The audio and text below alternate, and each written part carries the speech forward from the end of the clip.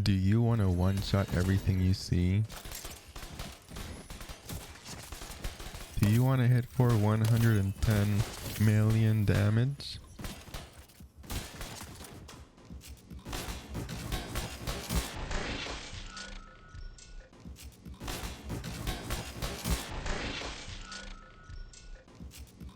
Easy 110 million damage, dude.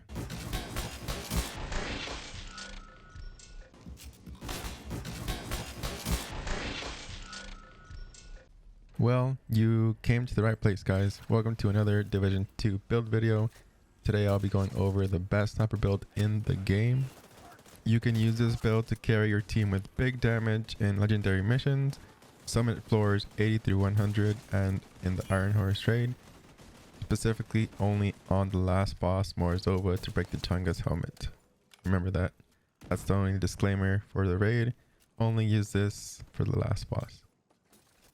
Alright, let's get into the build.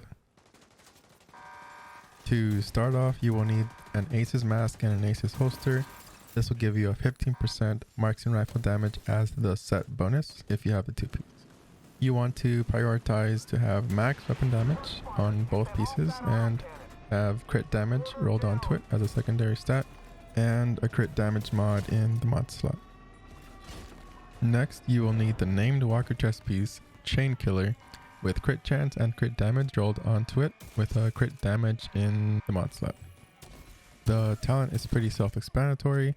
After killing an enemy with a headshot, your next weapon hit within 30 seconds deals 150% of the killing blow's damage. In addition to it, damage is capped to 800% of your weapon damage.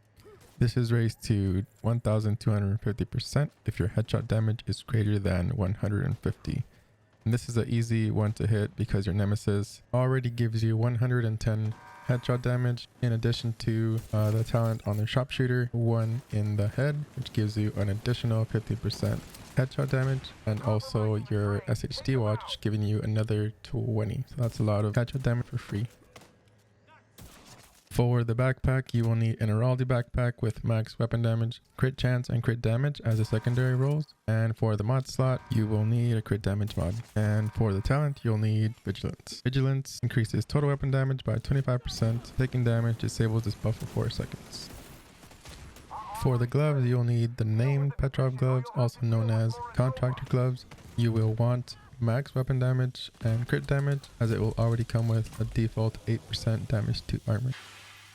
For the knee pads, you will need the exotic Sawyer's knee pads.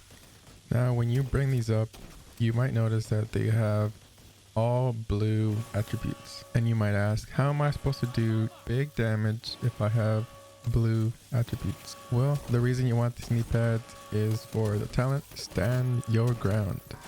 And what Stand Your Ground does, you cannot be staggered by explosions. It increases your total weapon damage by 3% each second you are not moving, and stacks up to 10 times. That gives you free 30% weapon damage as long as you're not moving. So this means that your positioning has to be on point so you can try and maximize uptime of the 30% weapon damage buff. And that will help you survive better when you're trying to skip phase 2 and 3 in a speedrun before the last boss, Morozova.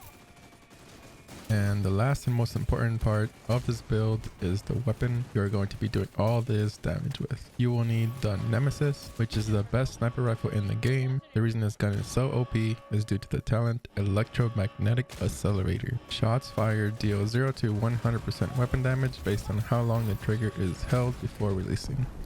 Because this build's damage scales higher with more weapon damage, this makes the Nemesis perfect weapon for this build. For the specialization, you will need the sharpshooter. The only real benefit from using the specialization is that it helps with the sway when aiming down the sights, while also giving you free 15% headshot damage. It'll also help you build up your stacks without having to charge your nemesis pretty quickly with 2 shots, and also allowing you to one-shot the door in Foam Alley just before Morozova. This is also a secret strat that not everyone knows already, but you can use the TAC 50 kill the Chunga on the last phase, the first one that comes out.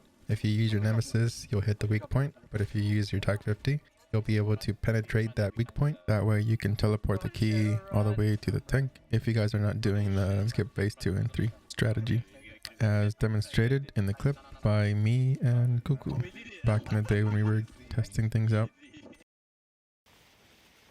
Alright, so now that we went through the build, let's take a look at what it looks like when it's put together, and we will also take a look at the stats. The specialization is going to be Sharpshooter, that uses attack 50 to help break the door, and helmet on the first Jenga in the last phase of Morozova. The primary weapon is going to be the Nemesis. You can use the Mantis as an alternative until you get the Nemesis. An Ace's Mask with weapon damage and crit damage. A Walker Chestpiece with crit chance and crit damage, and Perfect Headhunter for the talent. An Ace's Holster with weapon damage and crit damage. Sawyer's knee pads for that juicy 30 weapon damage buff and extra tankiness. Contractor gloves with weapon damage and crit damage, and the Araldi backpack with weapon damage, crit chance, and crit damage, as well as crit damage on the mod, and vigilance for the talent.